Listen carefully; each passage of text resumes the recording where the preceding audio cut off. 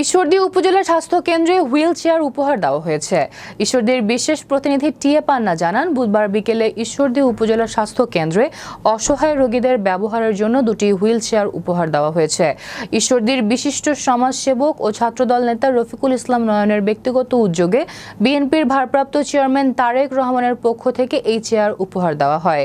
Wheel chair উপহার দেওয়ার সময় ঈশ্বরদী উপজেলা স্বাস্থ্য কর্মকর্তা ডাক্তার মোহাম্মদ আলী আহসান, RMO ডাক্তার শিশির মাহমুদ, ডাক্তার শাহিদ হাসান ও ঈশ্বরদী উপজেলা প্রেস ক্লাবের সভাপতি তৌহিদ আক্তার পান্না সহ বিশিষ্ট ব্যক্তিবর্গ উপস্থিত ছিলেন।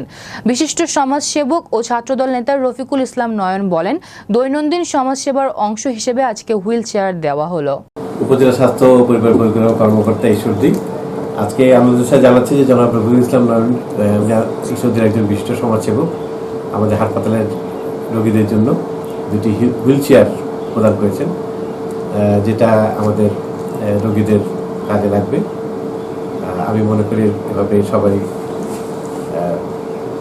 সমাজসেবার জন্য এভাবে এগিয়ে আসা উচিত। আমি ওনাকে ব্যক্তিগতভাবে